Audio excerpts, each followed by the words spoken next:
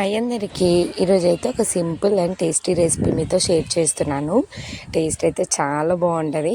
పాలకూరని ఎప్పుడు ఒకేలాగా చేసినా బాగోదు. ఒక్కసారి ఇలా శనగపప్పు కాంబినేషన్తో చేయండి. టేస్ట్ ఇంకా అసలు చెప్పాల్సిన అవసరం లేదు, అంత బాగుంటుంది. నేనైతే ఒక పెద్ద కట్ట వరకు పాలకూర తీసుకున్నాను. ఇలా ఫ్రెష్గా ఉంటే టేస్ట్ బాగుంటుంది.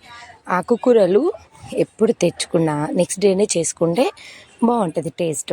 నీట్గా అయితే వాష్ చేసి కట్ చేసి పెట్టేసుకున్నాను. ఇంకా మార్నింగ్ చేద్దాం అనేసి నైటే నేనైతే శనగపప్పు నానబెట్టేసుకున్నాను. ఒక హాఫ్ కప్ అంతా శనగపప్పు నానబెట్టేసుకున్నాను.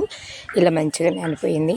ప్యాన్లో కొంచెం ఆయిల్ వేసుకొని ఆవాలు, జీలకర్ర, ఒక్క పచ్చిమిర్చి, అలాగే ఒక బిగ్ సైజ్ అంతా ఆనియన్, ఎక్కువ ఆనియన్ ఏం కాదు, ఒక big size normal size onion వేసుకోవాలి. అదేమో గోల్డ్ కలర్ అవ్వకముందే పసుపు, అల్లం వెల్లుల్లి పేస్ట్ వేసుకోండి.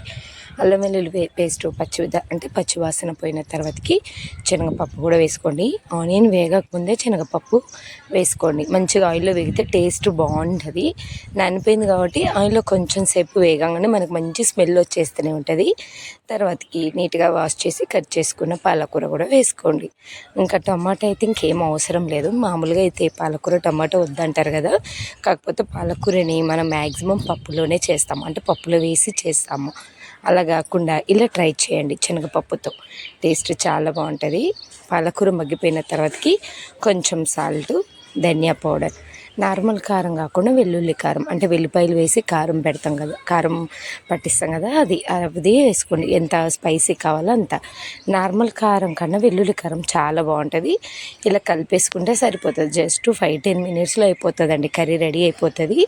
ఇంకొంచెం పప్పు నాకు, అంటే పిల్లలు కూడా తింటారు కాబట్టి పప్పు నాకు ఉడకలే అనిపించింది, అందుకే నేను ఒక హాఫ్ గ్లాస్ వాటర్ వేసి ఉడకబెట్టేసుకున్నాను అంతే. ఇంకా మనకి శనగపప్పు పాలకూర అయితే రెడీ అయిపోయింది.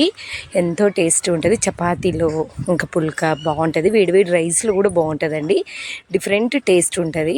పాలకూర ఎలా తినాలి, ఎలా వండాలో తెలియనప్పుడు ఇలా శనగపప్పుతో ట్రై చేయండి. వేడివేడి రైస్లో కాస్త శనగపప్పు కర్రీ వేసుకొని మంచిగా తింటే సూపర్ ఉంటుంది. పిల్లలు కూడా పప్పులాగా ఇష్టపడతారు. ట్రై చేయండి.